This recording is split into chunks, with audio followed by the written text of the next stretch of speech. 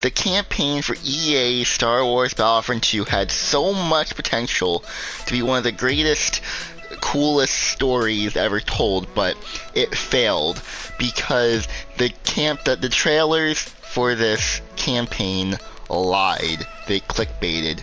If you watch the trailers, they stated that Iden Versio and her Inferno Squad is going to be part of the Empire, which is cool.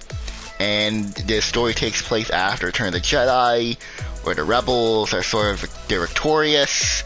It's between the time between the Battle of Endor and the Battle of Jakku, and it's like, what does the Empire do? But that was like what the trailer said. But when I actually played the game, 4 levels in of 13 levels of the main mission, you just turn to rebels, and the story just becomes a generic story of rebels versus Empire that you've seen like a dozen times in other video games and media related to Star Wars, and it's really disappointing. And for the sake of this video, I am going to be covering the Resurrection DLC, because that's technically still part of the story. So it's technically 16 missions overall. I mean, the Resurrection DLC kind of sucks as well, because it's only 3 missions. I remember when I first played, I'm like, why is it only 3 missions? Like, is it over already? What the hell? Yeah, it's like, my god. There was a lot of talent in it. The one positive thing I can say about this game is that it looks beautiful. It just visually looks beautiful.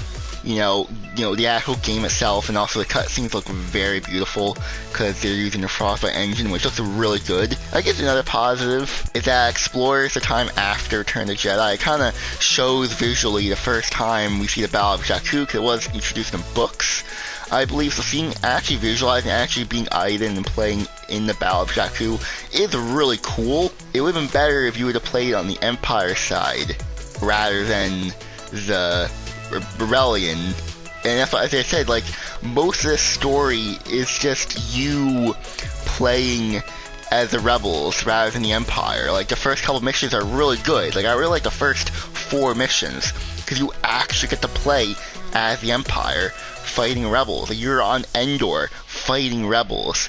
Even the 4th mission, I believe 5th mission. I think it's 5th mission, where you rebel. I still like that mission, but you do rebel from the Empire, and so like it kind of sucks after that.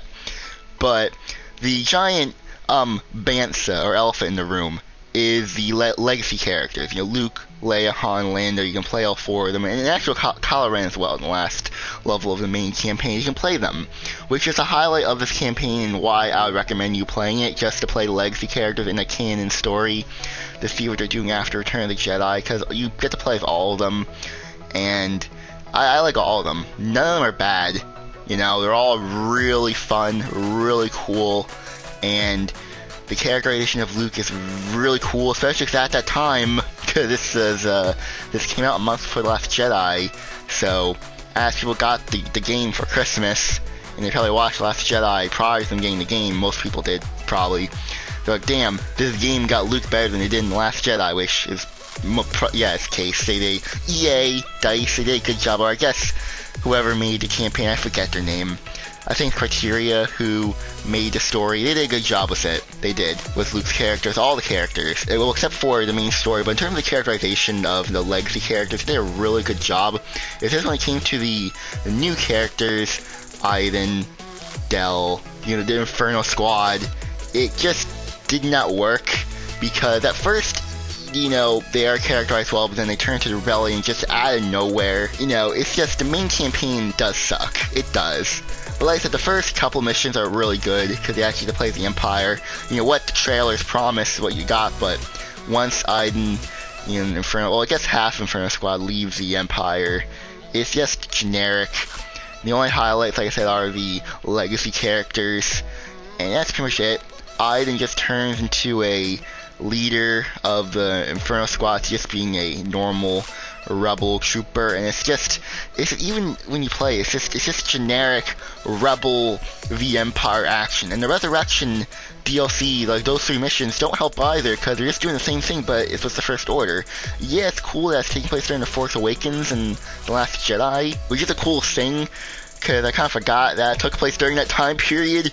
You get to see Hazian Prime, I guess that, the Star Killer blowing up those planets. You also get to see Star Killer base blowing up. There's also a cameo by older Leia. It takes place right before The Last Jedi. So it's like in between that two, Fourth Wake and The Last Jedi, which is just a cool thing. But just the story itself just feels so generic, and Iden dies in like the third mission of that, and that's it. The campaign of that is over, which is just I don't understand why it's only 3 missions. I'm guessing it's only 3 missions because it's just DLC, it's just bonus stuff. I guess the team didn't have enough time to make more missions. In terms of like if you're like a canon person, like I need to go and see every story. This is not it. It just isn't. The only reason why I'm even covering is a game, and I should have said this in the beginning, but this game is marking 6 years. This game is 6 years old.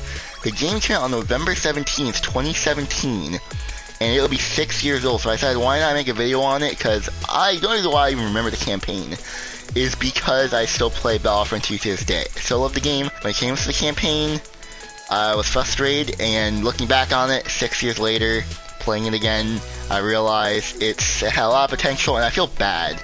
I know I say a lot of harsh things, but I feel bad about this game. I wanted to do well, because it could have been really well. 6 years later, the campaign, you can still play it, and I would say it is mediocre, but where does that lie in my rankings then? So the campaign for Battlefront 2 goes below Attack of the Clones, but above the Resistance show. Now, the reason why I put above the Resistance show entirely is because I think the Battlefront 2 campaign is in the same quality as the Resistance, as the show Resistance. The only reason I'm putting Battlefront 2 above it is because, one, it's a video game, so you get to spend more time with the characters. The more Iden Versio, you get to spend more time with her.